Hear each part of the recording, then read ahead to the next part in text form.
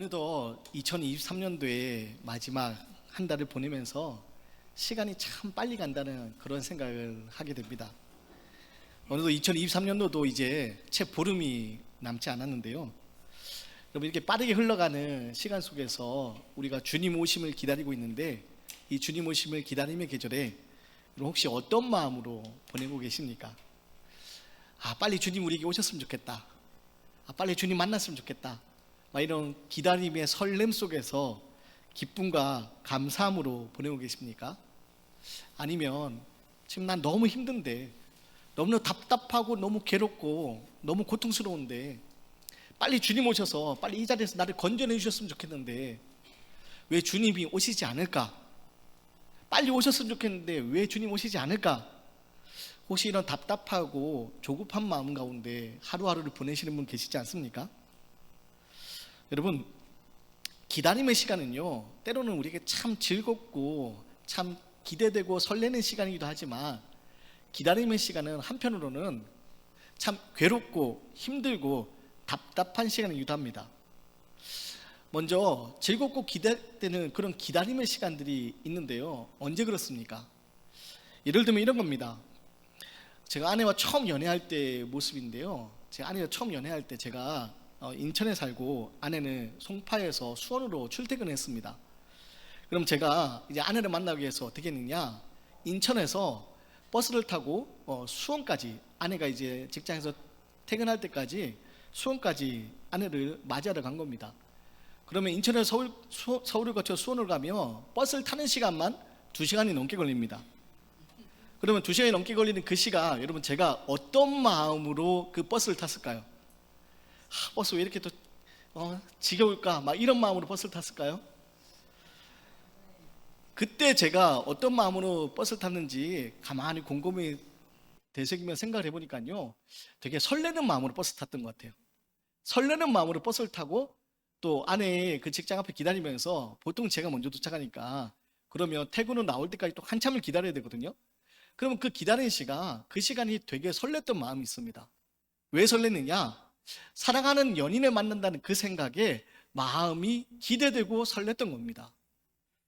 여러분, 그렇게 사랑하는 사람을 만나는 그런 기다림은요, 기대되고 설레는 그런 기다림이지만 그렇지 않고 참 답답하고 힘이 되는 그런 기다림도 있습니다. 예를 들면 또 이런 겁니다. 아이들과 함께, 온 가족이 함께 이제 휴가 같은 날 이제 여행을 떠날 때가 있잖아요. 그러면 어떤 상황이 벌어지냐, 저는 일어나서 씻고 옷을 다 갈아입고 짐을 챙겨서 문 앞에서 기다립니다. 그럼 어떤 일이 벌어집니까? 저는 기다리고 있는데 8시에 출발하긴 했는데 시간은 지났는데 8시 10분이 지나고 20분이 지나고 30분이 다 돼가는데 출발을 못하는 겁니다. 왜냐? 저는 다 준비가 끝났는데 아내가 아직 준비가 안 된 겁니다. 그러면 아내가 다 준비하고 나올 때까지 기다려야 되는 겁니다.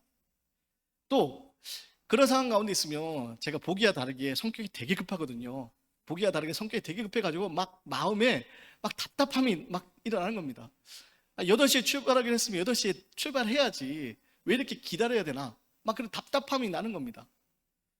물론 그렇지 못한 아내가 늦을 수밖에 없는 여러 가지 이유들이 있습니다. 왜냐하면 저야 그냥 옷 갈아입고 씻고 앞에 서서 기다리면 되지만, 아내는 혹시라도 집 비어져 있을 때 문제 생길까봐 주방 다시 한번 다 살피고, 냉장고 다시 한번 다 살피고, 또 아이들 옷 잘못 입은 거 하나하나 또 다 살피고, 또 가면서 아이들 먹을 간식, 또 우리가 먹을 간식 다 챙기고 다 한 다음에, 그 다음에야 비로소 자기 준비하니까 시간이 늦어질 수밖에 없잖아요. 근데 그걸 알고 있으니까 겉으로는 막 짜증을 내지 못하지만 속으로는 막 답답한 겁니다. 속으로 답답하고 막 힘이 드는 겁니다. 여러분, 이런 기다림, 그런 답답한 기다림도 있습니다. 물론 이런 기다림은 그래도 이렇게 웃으면서 지나갈 수 있는 기다림이지만 때로 정말 참기 힘든 그런 괴로운 기다림도 있습니다. 예를 들면 고통의 자리에서, 고난의 자리에서 하루빨리 그 고난의 자리, 고통의 자리를 지나가고 싶은데, 하루빨리 그 문제가 해결되었으면 좋겠는데 그 문제가 해결되지 않는 것 같아서 너무 괴롭고 답답한 그런 기다림도 있습니다. 일제치하에서 독립을 기다리며 열심히 독립운동하던 우리 믿음의 선진들, 여러분 얼마나 그 해방을 기다렸겠습니까? 그런데 열심히 독립운동하고 있지만 언제 해방될지 알 수 없을 때 여러분 그 얼마나 마음이 괴롭고 답답했겠습니까? 여러분 전쟁이 그치고 평안한 삶을 살기를 꿈꾸는 이들에게 그 전쟁이 그친다는 그 소식이 들려오지 않을 때 그 하루하루가 얼마나 두렵고 하루하루가 얼마나 괴롭겠습니까? 지금도 저 멀리에서 전쟁으로 인해서 고통받고 있는 이들이 있는데 그럼 그들이 하루하루 얼마나 전쟁이 그치기를 그 평온한 일생을 바라며 그렇게 기다리고 있겠습니까? 문제는 그런 날이 빨리 오지 않는다는 겁니다. 또 여러분 우리 삶 가운데서 빨리 이 경제적인 문제가 하루빨리 좀 해결됐으면 좋겠는데 이 직장의 문제가 빨리 해결됐으면 좋겠는데 이 내가 가지고 있는 병의 문제가 하루빨리 해결됐으면 좋겠는데 이 문제 해결되지 않을 때 우리 얼마나 답답해하고 얼마나 고통스러워합니까? 그리고 이런 기다림의 시간은 정말 우리에게 너무나도 괴로운 시간으로 다가오곤 합니다. 여러분 이런 기다림의 시간들에 대해서 제가 말씀을 드렸는데 여러분 오늘 우리는 지금 어떤 마음으로 우리 주님이 다시 오심을 기다리고 계신가요? 막 설레는 마음이십니까? 아니면 막 답답하고 막 짜증이 나려고 하는 그런 마음입니까? 아니면 너무 괴로워서 너무 고통스러워서 빨리 주님 오셨으면 좋겠는데 오시지 않아서 너무나도 힘든 하루하루 보내고 계십니까? 바라기는 저와 여러분이 보내고 있는 이 기다림의 계절이 이 기다림의 시간이 우리 주님 다시 오신다 그 기쁜 소식이 우리에게 주님 만날 그 놀라운 소식이 우리에게 설레는 그런 모습으로 다가오는 그런 기다림의 시간이 되었으면 좋겠습니다. 사실 오늘 마태복음의 이 말씀은요 고통의 자리에서 하나님의 나라가 하루속히 이루어지기를 기다리던 사람들에게 들려지던 그런 말씀이었습니다. 우리 이 말씀을 잘 이해하기 위해서 우리가 두 가지 상황을 좀 시대적 상황을 함께 살펴볼 텐데요. 먼저는 예수님이 말씀하시는 그 예수님 말씀을 듣던 제자들의 모습입니다. 예수님 당시 이스라엘이 어떤 상황 가운데 놓여 있었습니까? 로마의 통치 아래 놓여 있었습니다. 로마의 통치 아래 이스라엘은요 다윗과 같은 위대한 왕이 메시아로서 나타나서 로마보다 더 크고 강한 나라로 이 세상에 이스라엘을 중심으로 세워줄 그 메시아를 기다리고 있었습니다. 그래서 예수님이 하나님 나라를 선포하고 공생의 활동을 시작하셨을 때 어쩌면 많은 이들은 예수님이 바로 이 로마로부터 이스라엘 해방시켜줄 그런 구원자로 예수님을 생각했을지 모릅니다. 그리고 이스라엘이 이제 이 능력 있는 예수님을 통하여서 세상의 중심으로 강하고 큰 나라로 하나님이 원하시는 그런 나라로 세워질 것을 그렇게 기다렸을지도 모릅니다. 그래서 예수님께서 성전의 멸망을 예고하실 때 제자들은요 예수님이 그 성전의 멸망을 예고하신 그 종말의 때가 언제 오실지 궁금했습니다. 그래서 예수님 말씀하신 그 종말의 때 바로 이 로마가 무너지고 이제 새로운 세상이 열리는 그 종말의 때 그때가 언제에 대해서 질문합니다. 근데 예수님은 그 질문에 대해서 그때가 언제인가라는 질문에 대해서 36절에 이렇게 말씀하십니다. 36절 말씀을 제가 읽어드립니다.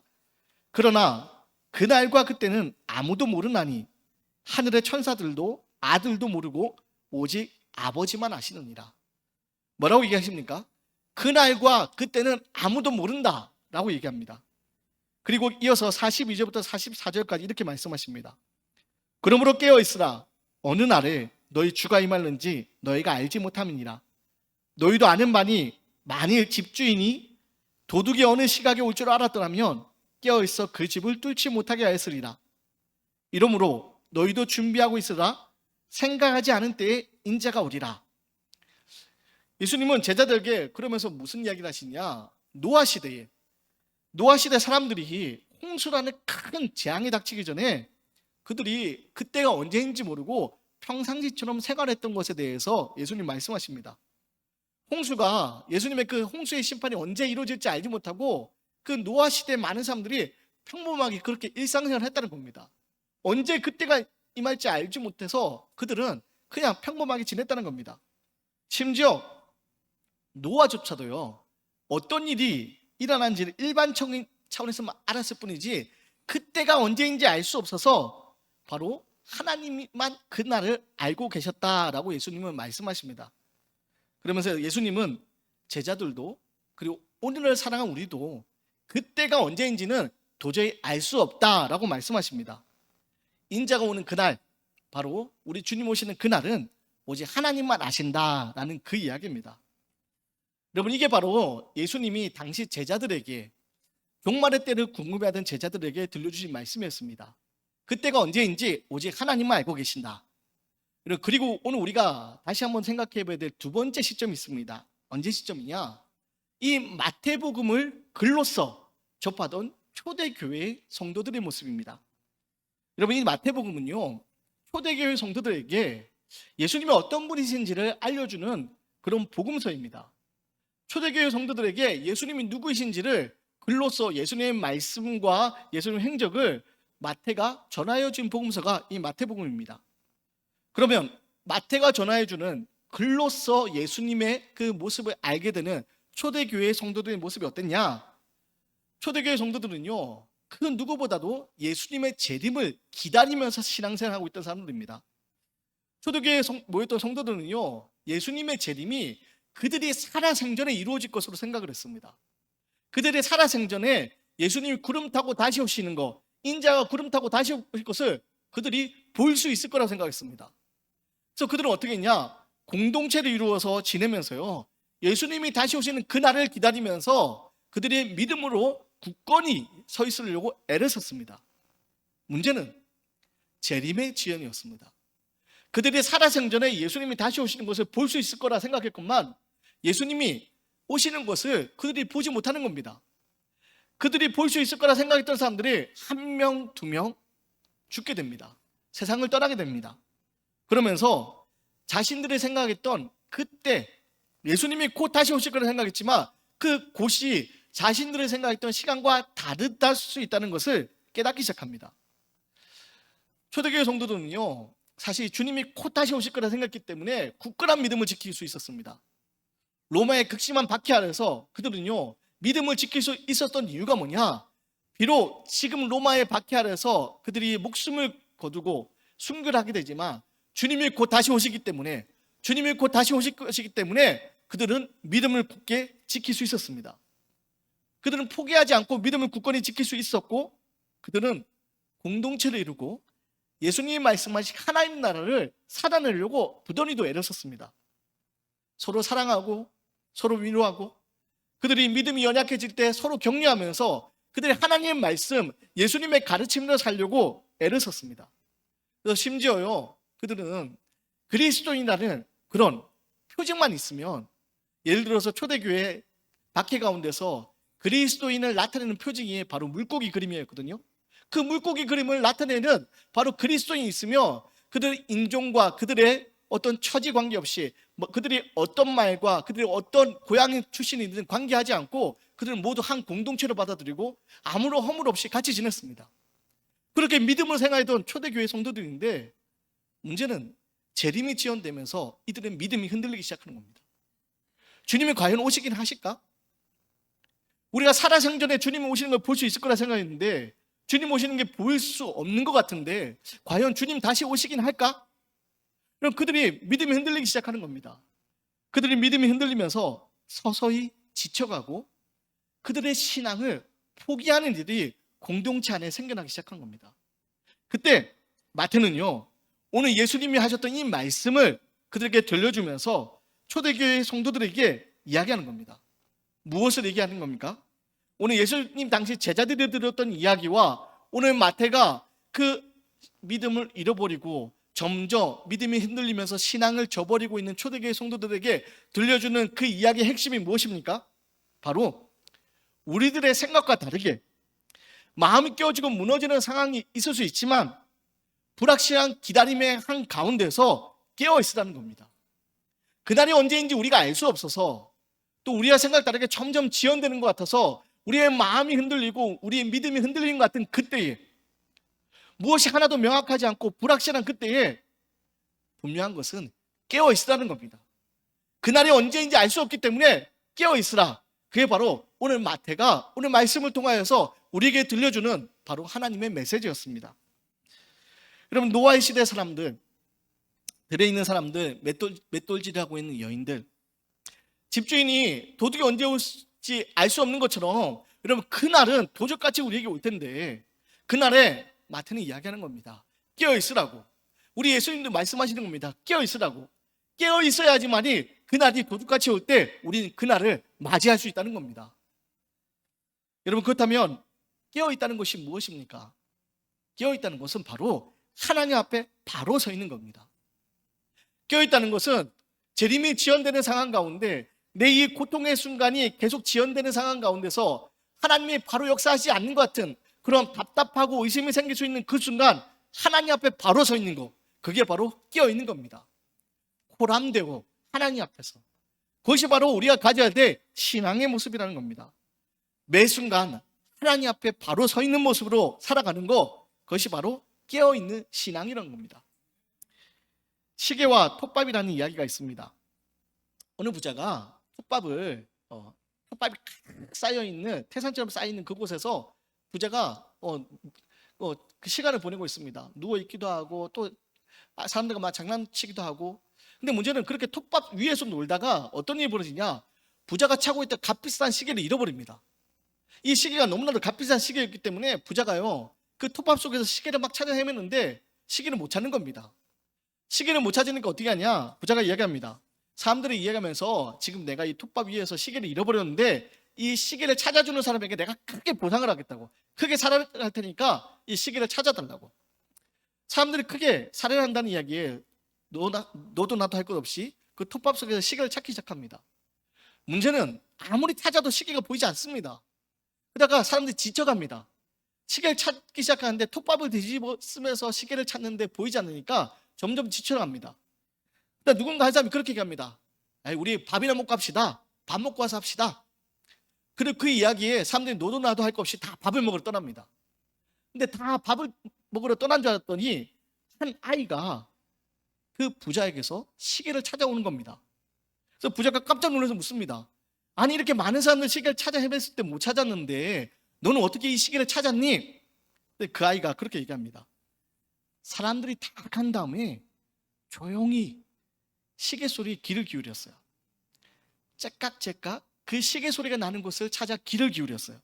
그랬더니 그 조용한 가운데서 시계 소리가 들려서 제가 그 시계를 찾을 수 있었어요. 여러분, 깨어있기 위해서 우리가 어떻게 해야 됩니까? 주님 오시면 기다림의 계절에 우리가 깨어있기 위해서는요, 조용히 주님의 음성에 귀를 기울여야 된다는 겁니다.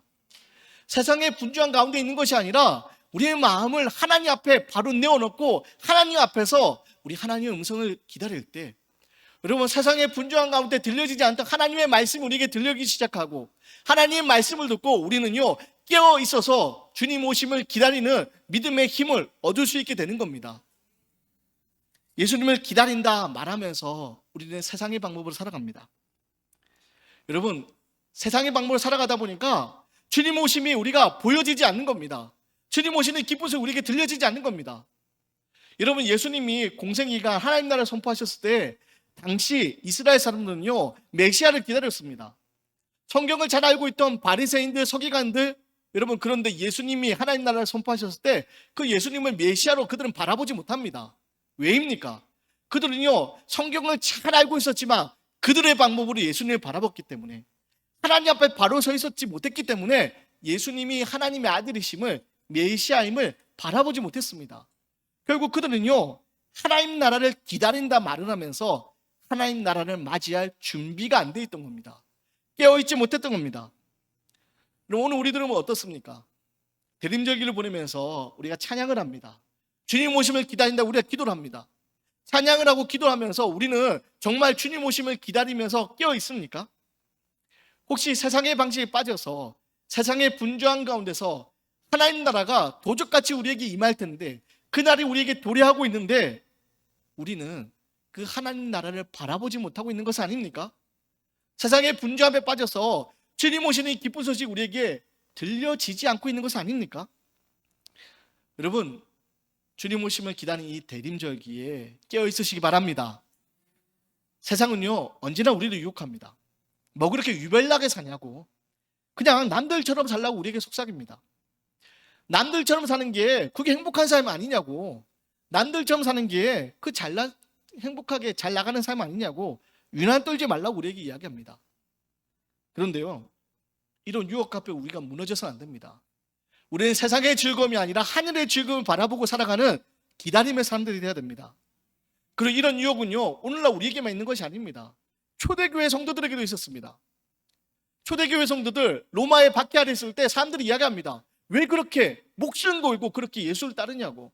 그냥 로마인처럼 살라고. 저 로마인도 얼마나 잘 사냐고. 로마인처럼 살면 아무 어려움 없이 지낼 수 있는데 왜 굳이 너희들은 그렇게 유난 떨며 사냐고. 왜 목숨까지 걸면서 그렇게 신앙을 지키려 하냐고. 로마 문명은요, 당시 초대 교인들에게도 아주 매력적이었을 겁니다. 그리고 세상 사람들은 로마인처럼 살라고 끊임없이 이야기하지만 초대교회 성도들은요, 그래도 믿음으로 깨어있기 위해서 애를 썼습니다. 왜냐? 그것이 참된 생명을 얻는 방법이기 때문입니다. 그래서 예수님 우리 향해서 외치는 겁니다. 깨어있으라고. 세상의 즐거움에 빠져있지 말고 하늘을 향해 깨어있으라고. 하늘을 향해 깨어있을 때만이 우리가 진정 참된 행복을 누릴 수 있다고. 어떤 한 젊은이가 교회 가서 말씀의 은혜를 받았습니다. 그리고 말씀의 은혜를 받아서 그날 저녁 가까이 지내던 친구 부부를 초대합니다. 그 친구 부부를 초대해서 저녁에 막 접대하면서 이런 이야기를 합니다. 사실 내가 오늘 예배드리면서 하나님 주신 말씀의 은혜를 받았는데 곧 주님 오시는데 주님 오실 그때 나는 믿음을 가진 나는 천국으로 들림을 받을 거고 믿지 않는 사람들은 이 땅에 남아서 환난을 겪게 될 건데 나는 그 일을 믿으니까 나는 믿음으로 천국 갈 텐데 너희들은 믿지 않는 무신론자니까 내가 이야기도 믿지 않을 거야. 그러니까 나는 이것이 사실이라고 믿지만 너희들은 믿지 않을 테니까 내가 그래서 하는 말인데 내가 혹시 주님 오실 때 들림받아 올라가면 천국에 가면 이 땅에 남은 이 집도 이 집에 있는 저 TV도 그리고 내가 가지고 있는 자동차도 내가 가지고 있는 모든 재산 그냥 너희들이 가져 라고 이야기하는 겁니다. 원한다면 내가 지금 값줘도 써줄게 하면서 그렇게 이야기합니다. 믿지 않는 그 친구 부부는 갑자기 친구가 저녁을 먹으러 오라고 해서 갔다가 저녁도 맛있게 대접받고 갑자기 이 친구가 자기에게 모든 재산을 준다고 각서까지 써준다고 하니까 너무 좋은 겁니다. 집에 와서 부부가 이야기합니다. 야, 우리 정말 땡 잡은 것 같아. 우리 정말 횡재한 것 같아. 막 그러면서 막 너무 좋은 겁니다. 그러면서 기다려지기 시작합니다. 무엇이 기다려집니까? 예수님 빨리 오셨으면 좋겠다고. 예수님 빨리 오셔서 저 친구 빨리 올라가고 그 친구 남은 재산 다 내가 가질 수 있으니까 빨리 오셨으면 좋겠다고. 그러면서 기다려지기 시작합니다. 그런데요, 그렇게 기다려지던 막 좋았던 마음이 어느 날부터 갑자기 불편해지기 시작합니다. 왜 불편해지기 시작했습니까? 아니, 도대체 저 친구가 말하는 천국이 도대체 얼마나 좋은 곳이기에 지금 저 집도 자동차도 모든 것도 다 나한테 주고 갈 만큼 그렇게 이야기하는 것이지? 막 갑자기 그것이 불편해지기 시작합니다. 과연 천국이 얼마나 좋은 곳이기에 이걸 다 나한테 주고 아무 거리낌 없이 나한테 다 주고 한다고 하는 것일까? 그리고 그 생각 때문에 잠을 못 자기 시작합니다. 그리고 그 친구 부부가 맨날 고민 끝에 친구에게 전화를 합니다. 이봐, 나에게 전 재산을 주고 간다고 했던 그 이야기 기억하지? 왜 기억하지? 근데 그 전 재산 나한테 줄 필요 없어. 그 전 재산 나한테 주지 말고 나도 너처럼 천국 갈 수 있는 방법 알려주면 좋겠어. 우리도 같이 천국 가고 싶어. 그런 이야기를 했다는 겁니다. 여러분, 이 이야기를 통해서 우리가 기억해야 될 것이 무엇입니까? 우리가 이 땅 살아가면서 진정한 참된 행복과 여러분 진정한 참된 복이 어디 있는지 우리가 분명히 알 수 있어야 됩니다.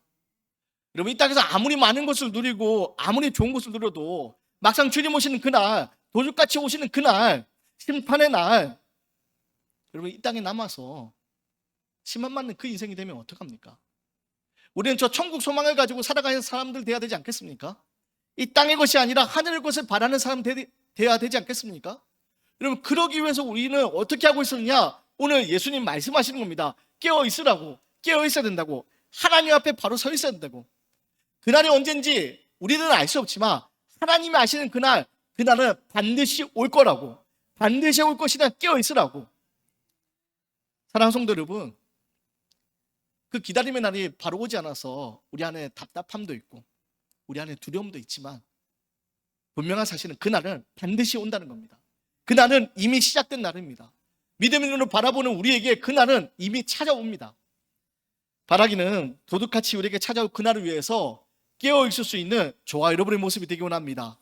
주님 오심을 기다린 이 대림절기를 보내면서 여러분 하나님 앞에 바로 서서 세상의 분주함이 아니라 하나님 앞에 바로 서서 주님 오시는 그 기쁜 소식, 믿음의 눈으로 바라보며 우리에게 들려지는 하나님의 음성에 귀를 기울이며, 여러분, 주님 오시는 그 기쁜 소식이 우리의 삶 가운데 참된 복으로 고백될 수 있는 참된 능력이 저와 여러분의 삶 가운데 펼쳐지게 되기를 주님의 이름으로 간절히 기원드리겠습니다.